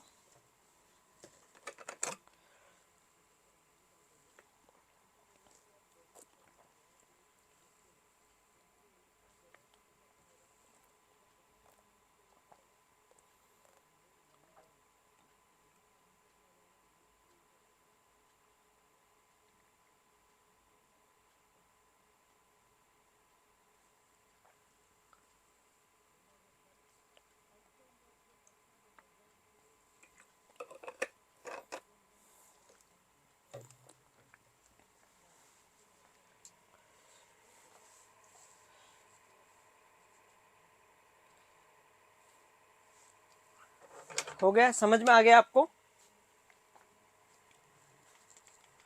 अब लिखो 380 है, इसके अंदर 380 mm स्क्वायर mm कॉपर होता है, बेरियम सल्फेट रेडियो ओपेक होता है, 10 साल बाद रिमूव करेंगे, मोस्ट इफेक्टिव होती है।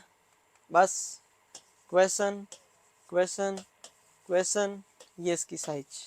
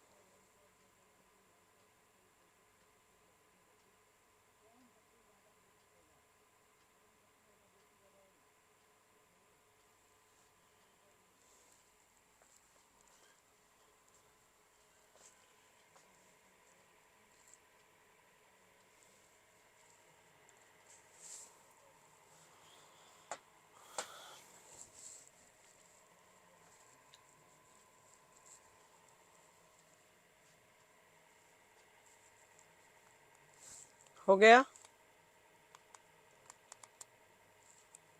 अब देखो मल्टी लोड, एक मल्टी लोड है 250, एक मल्टी लोड है 375। इसका शेप देखो, ये सवाल आएगा, मल्टी लोड कॉपर टी का इमेज बताओ कैसी होती है। ऐसी होती है धनुषाकार, कैसी होती है, धनुषाकार होती है। इसके अंदर 60 to 100 mcg of copper per day release होता है। 1 साल बाद इसको ऐसे होता रहता है, रिप्लेसमेंट 3 साल से करते हैं और इसको रिप्लेसमेंट 5 साल से करते हैं। अब चारों का इमेज देख ले, कुछ मिक्स नहीं होता कॉन्ट्रासेप्टिव में, एकदम इजी है। बैरियर पढ़ लिया। आईयूसीडी में क्या है, 4 तो चीजें हैं, medicated, non medicated, non medicated को inert, double S shape, lips loop, non medicated हो गई, हैबर्ट बन रिंग, नाम खत्म। मेडिकेटेड सेकंड में कॉपर, थर्ड में हार्मोनल, 4 में गाइन फिक्स, हो गया। कुछ भी मिक्स नहीं होगा, एक बार रिवीजन करना पड़ता है। ये हो गई आपकी कॉपर-टी सेकंड जनरेशन। अब एक साथ पढ़े इसको सेकंड को। ये फोटो देख लो, ये 200 का फोटो, 375 का, 380 का, ये थर्ड जनरेशन का फोटो है। ये किसका है? Third generation. अभी मैं पढ़ाऊंगा थर्ड जनरेशन कौन सी होती है, हार्मोनल होती है। ये थर्ड जनरेशन का फोटो ऐसा आएगा, ऐसे करके ऐसे, हार्मोनल है, लिवोनोगेस्ट्रॉल। और लिवोनोगेस्ट्रॉल को अपन लोग मिरेना के नाम से जानते हैं। किस नाम से जानते हैं? मिरेना। ये हार्मोनल है, ये सारे कौन सी है, कॉपर है। पहली वाली कौन सी थी, डबल एस शेप। कौन सी थी, डबल एस शेप। एकदम हो गया, याद हो गया, क्या दिक्कत है, दिक्कत क्या है?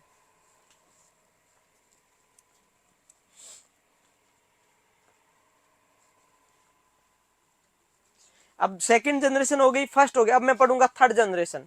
सिंपल है, एक एक लाइन याद करनी।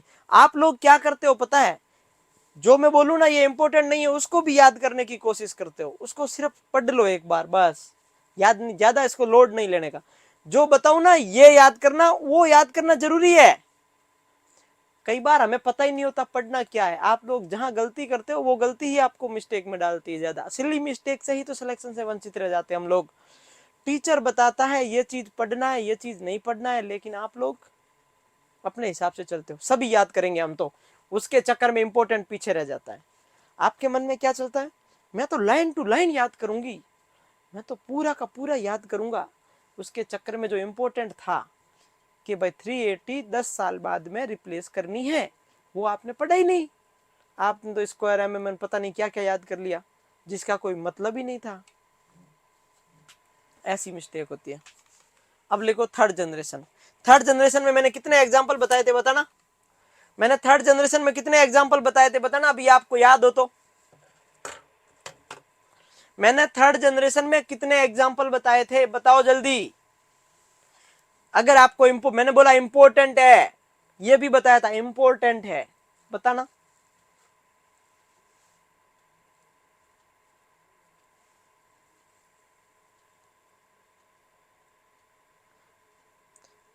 कौन कौन से नाम बताओ थर्ड जनरेशन। अरे थर्ड जनरेशन का मतलब हार्मोनल। इसके अंदर कॉपर नहीं भरा होता, इसके अंदर हार्मोन भरा होता है। एक प्रोजेस्टेरॉन और एक लियोनोगेस्ट्रॉल। आपको याद ही नहीं है, एक प्रोजेस्टेरॉन एक लियोनोगेस्ट्रॉल, दोनों प्रोजेस्टेरॉन है, प्रोजेस्टेरॉन ही, बट एक प्रोजेस्टेरॉन और दूसरा उसका एक्टिव फॉर्म है लियोनोगेस्ट्रॉल। तो दोनों याद करो, एक लियोनोगेस्ट्रॉल, इसको मिरेना के नाम से जानते हैं। सवाल आएगा कौन सी हार्मोनल कॉन्ट्रासेप्टिव है, मिरेना।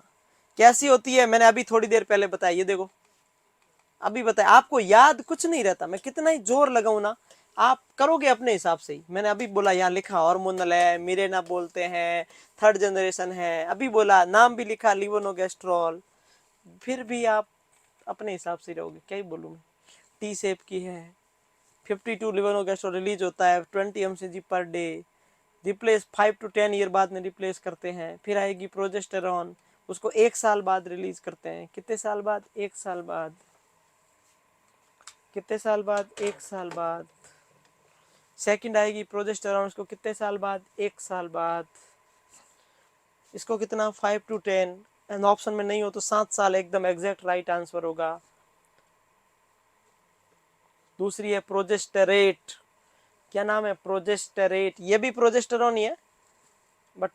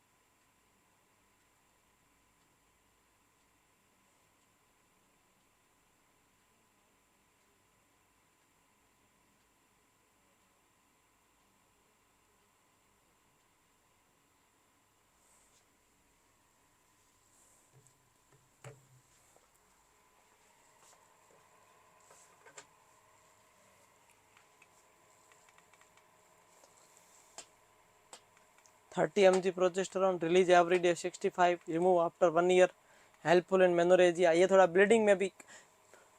आईयूसीडी का most common side effect bleeding है, लेकिन ये थोड़ी ब्लीडिंग कम करवाती है। ऐसा पूछते नहीं है, बट आईयूसीडी का मोस्ट कॉमन साइड इफेक्ट क्या है? ब्लीडिंग। ये थोड़ी ब्लीडिंग में हेल्प करती है। Bleeding during menstruation cycle, excessive bleed during menstruation cycle, that's called menorrhagia.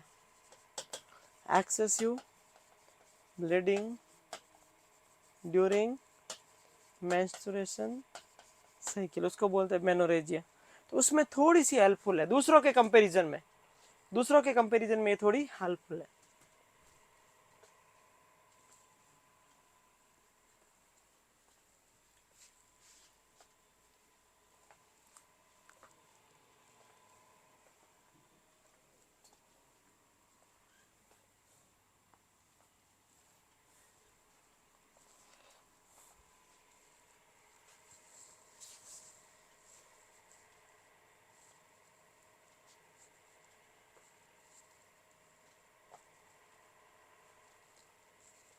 Most common side effect of IUCD is bleeding.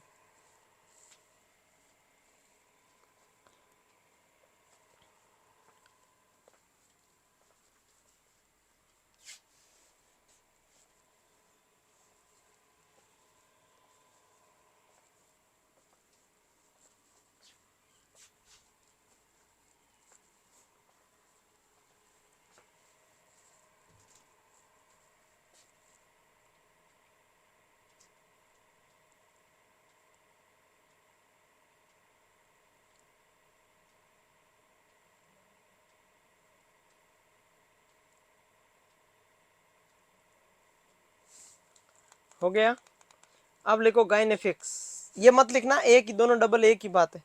गाइनेफिक्स को फ्रेमलेस भी बोलते हैं। ज्यादा जिससे भी फ्रेम नहीं लगी होती, जिसके पीछे ज्यादा धागा वगैरह नहीं आता, बहुत स्टैंडर्ड आ गई। नहीं, पहले नए आते थे फोन, बड़े बड़े आते थे, फिर छोटे आने लगे। पहले एक कैमरा आता था, फिर 3 कैमरे आने लगे।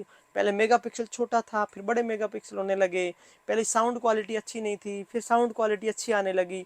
तो जो जो ट्रेंड आता है, जो जो इन्वेंशन आता है, जो जो चीजें बदलती जाती है, वैसे ही नली पेरस के लिए अच्छा है, फ्रेमलेस है, फ्लेक्सिबल है, एक्सपल्सन रेट दूसरे के आईओडी के कंपैरिजन में बहुत अच्छा है, मतलब कम है, मतलब ज़्यादा इफेक्टिव ठीक से रहती है, सरफेस एरिया इतने को कवर करती है। इसका नाम है फ्रेमलेस भी बोलते हैं, गाइनेफिक्स भी बोलते हैं इसको।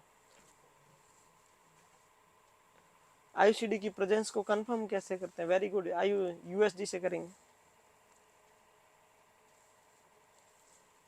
जल्दी से लिख लो। ये हो गया। अब कौन से कैंडिडेट को लगाएंगे, कौन से को नहीं लगाएंगे आईयूसीडी, बताना आप मेरे को। आप मेरे को बताओगे कौन से कैंडिडेट को आईयूसीडी। ये नहीं लिखना है ना, मैं इसलिए यहाँ खड़ा हूँ, मैं इसलिए इधर खड़ा हूँ ताकि आप लिखो नहीं, कुछ है ही नहीं, सेम ही तो है। गाइनेफिक्स फ्रेमलेस पहले बता दिया, लेस पेन, कम ब्लीडिंग, 33, ये बस सेम ही। एक्सपल्सन रेट दूसरों के कंपैरिजन में कम है, कोई ये ऐसी होती है। रिप्लेस टाइम वगैरह कुछ नहीं इसमें, अभी जस्ट आई है, ज्यादा कुछ ट्रेंड नहीं चल रहा है इसमें। ठीक है पूजा, हो गया। फोर्थ पहली कौन सी थी? Inert non medicated, lippes loop, S shape, ABCD, D सबसे बड़ी, कम इफेक्टिव। दूसरी कॉपर, जिसके अंदर 200 3 साल के लिए, 200 भी 4 साल के लिए, 380 10 साल के लिए, मल्टीलोड 375 5 ईयर के लिए, 250 3 ईयर के लिए। हो गया। पीछे नंबर क्या डिनोट करता था? नंबर डिनोट करता था सरफेस एरिया को, स्क्वायर एमएम में। एबीसीडी क्या? साइज को। और फिर क्या पढ़ा था हमने? उसके बाद में हमने पढ़ा सेकंड जनरेशन होगी, third generation Mirena, progesterone. Mirena 5 से 10 साल, लिवोनोगेस्ट्रॉल, और प्रोजेस्टेरॉन 1 ईयर। किसमें किसमें नहीं लगाना है अभी मैं बता देता हूँ। टाइमिंग ऑफ इंसर्शन बताना मेरे को, कब इंसर्ट, एग्जैक्ट टाइम बताओ, कोई बताना चाहेगा? हालांकि इसका एग्जैक्ट टाइम है ही नहीं, बट फिर भी सबसे ज्यादा सही कौन सा है, कब इंसर्ट करना? मैं पहले हेडिंग लगाता हूं, लो, टाइमिंग ऑफ इंसर्शन कब लगाना चाहिए, कब लगाना चाहिए? चलो बताओ देखे मुझे।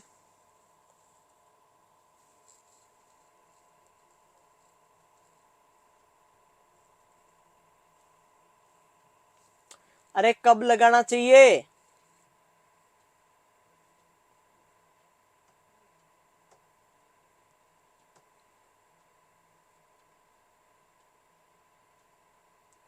संध्या वाल्मीक नहीं, इसको कभी भी इंसर्ट नहीं कर सकते। कैसे करेंगे कभी भी? देखो एक बात बताओ, इसको इंसर्ट कब करना है? जब ये कंफर्म पता हो कि फीमेल अभी प्रेग्नेंट नहीं है, कंसीव नहीं किया। पता कब होता है? मान लो कोई फीमेल है जिसका लास्ट मेंस्ट्रुएशन साइकिल 1 जनवरी को आया, नेक्स्ट 28 दिन, मान लो 28 दिन का पीरियड है, तो कब पता है कि वो प्रेग्नेंट नहीं है? श्योर कब पता है? पहले 10 दिन में पता है, क्योंकि 4 दिन तो ब्लीडिंग वाले और 6 दिन ये नेक्स्ट 6 दिन में कभी भी, मतलब 1 जनवरी को किसी का मेंस्ट्रुएशन साइकिल आया है, वापस 28 जनवरी को आएगा और ओवुलेशन 14 को होगा और रिस्की पीरियड इसके 3-4 दिन पहले शुरू होता है। 1 से 4 तक तो पीरियड्स ब्लीडिंग हो रहा था, 4 से 10 तक, इस 6 दिन में कभी भी इट इज मोस्ट सेफ। क्यों? अभी तक ना तो ओवम बना है, तो ओवम नहीं बना तो प्रेगनेंसी कहां से होगी? तो most specific time for insertion. इसको 4 तरीके से लिखते हैं, इसको 4 तरीके से लिखते हैं। पहला, मेंस्ट्रुएशन साइकिल के पहले 10 दिन में, तो भी गलत नहीं है। पीरियड्स ओवर होने के बाद नेक्स्ट 1 वीक में, तो भी गलत नहीं है। मेंस्ट्रुएशन पीरियड खत्म होने के बाद नेक्स्ट 4-5 दिन में, तो भी खत्म नहीं है। पीरियड्स स्टार्ट होने के पहले 10 दिन में, तो भी गलत नहीं है। ओवुलेशन से 5-7 दिन पहले, तो भी गलत नहीं है। एग्जैक्ट क्या होगा? पीरियड्स खत्म होने के 2-3 दिन बाद, या सीधा बोल दो पहले 10 दिन में। पहले 10 दिन में लेकिन ब्लीडिंग के बाद, सबसे एग्जैक्ट टाइम पहले 10 दिन में, लेकिन ब्लीडिंग पूरी होते ही, क्योंकि ब्लीडिंग के अंदर तो ऑलरेडी ब्लीड हो रहा है, तो कोई तो क्या होगा? नो टच टेक्निक, कहने का मतलब स्टेराइल टेक्निक से इंसर्ट करवाना है। Within 10 days of other beginning of the menstruation cycle, insert 2 after the period over. Postpartum में 6 वीक के बाद, 5 वीक भी आ जाए तो रॉन्ग आंसर है, 4 भी आ जाए तो रॉन्ग है, 3 भी आ जाए तो, 7 आ जाए तो राइट कर सकते हो, 6 आ जाए तो राइट कर सकते हो, 8 आ जाए तो राइट कर सकते हो। कहने का मतलब 6 वीक या 6 वीक के बाद, क्योंकि क्या हो जाता है? यूट्रस इन्वॉल्यूशन सही तरीके से हो जाता है। स्पॉन्टेनियस एबॉर्शन के बाद, डी एंड ई के बाद भी कर सकते हैं। Post coital, very good. IUCD emergency contraceptive है, ये बहुत काम की बात। लिखो आप यहां पे ब्लैक करके हाईलाइट करके लिखो, आईयूसीडी इमरजेंसी कॉन्ट्रासेप्टिव में काउंट होता है, अदर देन हार्मोनल, थर्ड के अलावा, एक्सेप्ट थर्ड जनरेशन। कौन सा थर्ड में? लिवोनोगेस्ट्रॉल है ना, वो नहीं होता, बाकी सारे इमरजेंसी कॉन्ट्रासेप्टिव है। इमरजेंसी मतलब क्या हुआ? इसको पोस्ट कोइटल यूज कर सकते हैं 4 से 5 दिन बाद भी, लेकिन रिस्क तो रहेगी, रिस्क तो रहेगी, लेकिन ये क्योंकि, क्यों बताओ, कौन बताएगा ये क्यों, ऐसा क्यों? किसी को समझ में आई ये लाइन? ये आपको पता चल गया, ये भी पता चल गया, ये भी ठीक है, बेसिक बात है, सवाल नहीं आएगा। ये लाइन बहुत काम की है, नॉर्थ की लाइन है, जो नेक्स्ट एग्जाम में पूछी जाने वाली लाइन है। सवाल कैसे आएगा? सवाल कैसे आएगा? Which of the following is not a emergency? 3 option emergency वाले होंगे, एक कोई बिना इमरजेंसी वाला होगा। 3 इमरजेंसी वाले होंगे, एक बिना इमरजेंसी वाला होगा। तो आईयूसीडी इमरजेंसी है। बताओ इसका मीनिंग क्या है? ये 5 दिन में क्यों यूज करते हैं? ये क्या करती है आईयूसीडी, बताना मेरे को।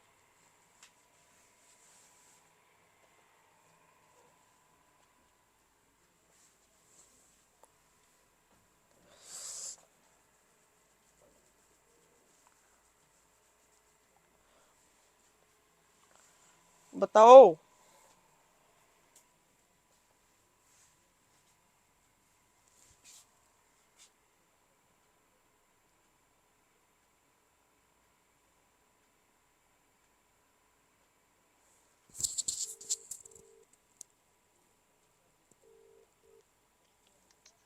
हेलो।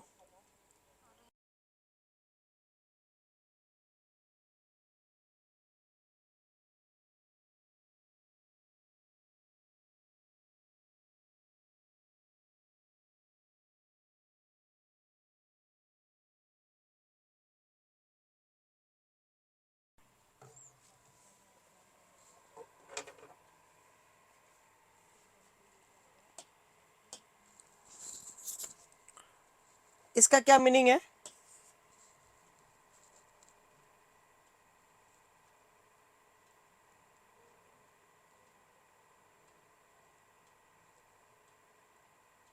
सुनो, आईयूसीडी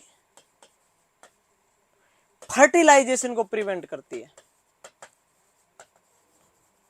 और फर्टिलाइजेशन कब होता है? अनप्रोटेक्टेड कोइटस एक्स के 4 से 5 दिन बाद होता है, 3 से 4 दिन बाद होता है। मान लो ये इधर से स्पर्म गया, इधर से ओवम आया, दोनों मिलके क्या बनाएंगे? जाइगोट। अब फर्टिलाइजेशन को प्रिवेंट कर दो तो स्पर्म ओवम मिलके जाइगोट को आगे ग्रोथ नहीं होगी, वो टूट जाएंगे।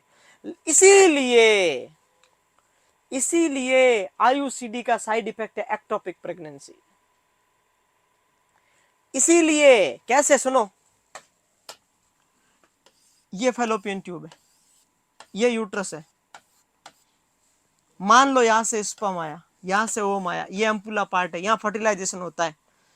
अब आईयूसीडी क्या करेगी? स्पर्म को नॉन मोटाइल करने की कोशिश करेगी, या सीलिया के मूवमेंट नहीं होने देगी, जाइगोट बन गया। अब अगर सही तरीके से मान लो फीमेल को पीआईडी है या कोई एक्टोपिक प्रेगनेंसी की हिस्ट्री है, अगर यहां पर आईयूसीडी ने सही तरीके से काम नहीं किया या यूट्रस का एनवायरमेंट सही नहीं है, यूट्रस में इन्फ्लामेशन है, तो क्या होगा? आईयूसीडी यहां बैठी है, यूट्रस में नहीं आने देगी किसको? फर्टिलाइज्ड ओवम को। तो कहां हो जाएगा? उसका बाहरी ग्रोथ हो जाएगा, उसको बोलते हैं एक्टोपिक प्रेगनेंसी। तो जिसको एक्टोपिक प्रेगनेंसी की हिस्ट्री है, जिसको पेल्विक इन्फ्लामेटरी डिजीज है, उसको कभी भी आईयूसीडी नहीं देते। क्यों? अगर उसने ऐसा आईयूसीडी काम नहीं करेगी, आईयूसीडी यूट्रस में तो काम कर लेगी, यहां काम नहीं कर पाएगी। बाई चांस मान लो पीआईडी है, कोई फेलोपियन ट्यूब का इन्फ्लामेशन है, काम नहीं किया अगर आईयूसीडी ने, तो यहां पे यूट्रस क्या होगा? इम्प्लांट हो जाएगा, जाइगोट यहां पर ही इम्प्लांट हो जाएगा। और जाइगोट का, एम्ब्रियो का इम्प्लांटेशन यूटेराइन कैविटी से बाहर होना क्या कहलाता है? एक्टोपिक प्रेगनेंसी कहलाता है। तो एक्टोपिक प्रेगनेंसी की हिस्ट्री हो या प्रेजेंस हो, कभी भी नहीं देना है, कभी भी नहीं देना है।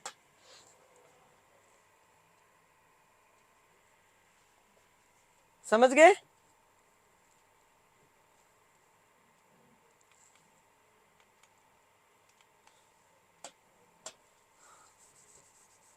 इसीलिए ये 5 दिन के बाद दे सकते हैं, लेकिन हार्मोनल नहीं है, उसको बाद में नहीं दे सकते। ये भी समझ गए आप? अब आता आइडियल कैंडिडेट कौन है, इसको पढ़ के अपन आज की क्लास खत्म करेंगे। आइडियल कैंडिडेट कौन है? सवाल क्या आएगा? Ideal candidate for IUCD except, ऐसे सवाल आएगा। तो 3 ऑप्शन इनमें से होंगे, एक कोई और होगा। पहला, जिसके कम से कम एक बच्चा है, उसको आईयूसीडी दे सकते हैं। सही बात है, आपको भी पता है, ये सबको ही पता है। तो एक बच्चा है उसको, ये आइडियल कैंडिडेट है। जिसको कोई पेल्विक बीमारी नहीं है, जिसको पीआईडी पेल्विक इन्फ्लामेटरी डिजीज नहीं है। 2 बात। तीसरा, जिसका मेंस्ट्रुएशन साइकिल नॉर्मल है, कोई हैवी ब्लीड नहीं होता, क्योंकि इसका साइड इफेक्ट क्या है? मोस्ट कॉमन साइड इफेक्ट क्या है? ब्लीडिंग। तो मेंस्ट्रुएशन साइकिल नॉर्मल होना चाहिए, पीआईडी नहीं होना चाहिए, एक्टोपिक प्रेगनेंसी की हिस्ट्री, पीआईडी का मतलब ही कोई है, एक्टोपिक की भी हिस्ट्री नहीं होनी चाहिए, वो भी एक पीआईडी की वजह से ही होता है। एक्टोपिक प्रेगनेंसी का मोस्ट कॉमन कॉज पीआईडी है। तो जिसको पेल्विक इन्फ्लामेटरी डिजीज है, तो एक्टोपिक इंक्लूड हो गया। एक बच्चा है, मेंस्ट्रुएशन मोनोगेमस, उसका सेक्सुअल पार्टनर सिर्फ एक ही है, तो इन्फेक्शन के चांसेस कम रहते हैं, ट्रांसमिशन का कोई रिस्क नहीं रहता है। मोनो, मोनो मतलब सिंगल, गैमस मतलब पार्टनर, एक होना चाहिए, और वो खुद इंटरेस्टेड होनी चाहिए कि आप लगा दो, मैं चेक करती रहूंगी, देखती रहूंगी कैसे है, ब्लीडिंग होती तो बताऊंगी, मैं खुद मोटिवेटेड रहूंगी। ये हो गया आईयूसीडी का आइडियल कैंडिडेट, इस चीज को दे सकते हैं। स्पेशली इसको याद करना है, पेल्विक एक्टोपिक, एक्टोपिक हिस्ट्री लिखना है ना। एक्टोपिक प्रेगनेंसी तो होगी तो लगाओगे कैसे? किसी की एक्टोपिक हिस्ट्री है ना, तो भी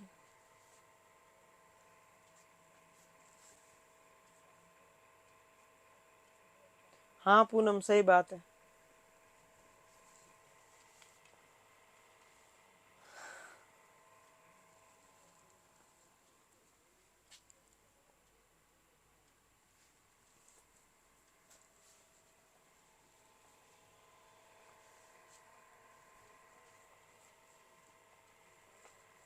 हो गया।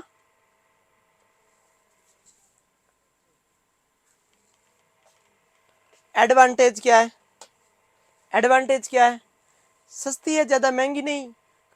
अभी लगा दी, 5 साल बाद मन हो गया नहीं हमें बच्चा चाहिए तो वापस निकलवा सकते हो। बार बार नहीं मोटिवेशन चाहिए। जैसे कॉन्डोम में क्या है, हर बार चाहिए। ओसीपी में क्या है, हर बार लेना पड़ता है। इसमें एक बार लगा ली, गई 2-4 साल की। कंटिन्यू मोटिवेशन नहीं चाहिए। सीवियर ब्लीडिंग में रिमूव करना है, इंटरमीडिएट ब्लीडिंग में रिमूव नहीं करना है। पहले वाली स्लाइड रिपीट करो, इनको इतना समझाओ फिर भी इनको है ना रिपीट करो बस। अरे जिसके एक बच्चा है उसको लगाएंगे कि नहीं लगाएंगे? क्योंकि ये रिवर्सिबल है, परमानेंट थोड़ी है। जिसको एक्टोपिक की हिस्ट्री है और पीआईडी है, उसको एक्टोपिक हिस्ट्री और पीआईडी है, उसको नहीं, उसको क्या करेंगे, नहीं लगाएंगे। तो no history of pelvic, no history of ectopic. Menstruation cycle normal होना चाहिए, एक सेक्सुअल पार्टनर होना चाहिए, willing to check IUD tail, खुद इंटरेस्टेड भी होनी चाहिए। सेल्फ रिमूव नहीं कर पाएगी वो।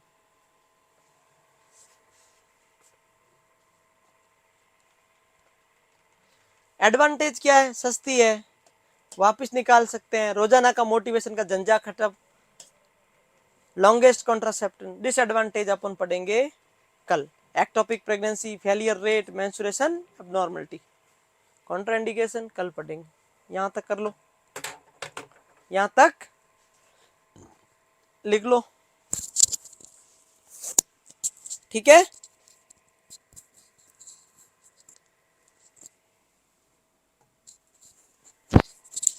और लिखोगे और करोगे अभी तक? चलो। Inexpensive, reversible, no need of continue motivation, longest contraceptive protection, bleeding most common है, अभी बताऊंगा। एक्टोपिक प्रेगनेंसी, फेलियर रेट बहुत कम है इसकी।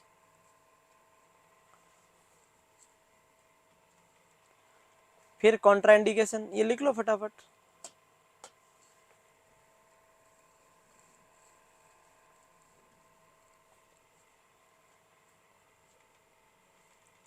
फिर आप पे कॉन्ट्राइंडिकेशन, जिसको ऑलरेडी डाउट है कि प्रेगनेंसी है, देंगे क्या? पीआईडी, पेल्विक इन्फ्लामेटरी डिजीज है, देंगे क्या?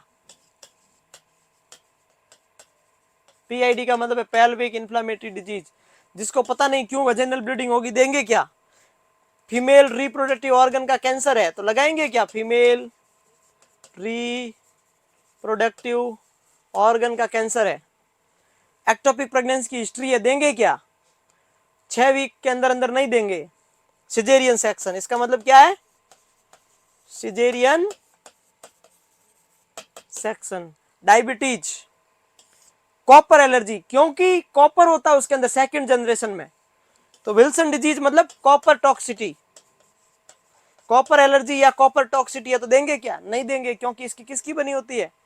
ब्रेस्ट कैंसर में भी अवॉइड करना चाहिए। नल्ली पेरस, जिसके एक बार भी बच्चा नहीं है, अभी तक कोई बच्चा नहीं है, जिसको अभी तक एक बार भी वायबिलिटी पीरियड को क्रॉस नहीं किया, उसको सीधा क्यों लगवाएंगे? वेट करेंगे। ये हो गए। और next one, side effect and complication कल पढ़ेंगे। ये हो गए कॉन्ट्राइंडिकेशन, ठीक है।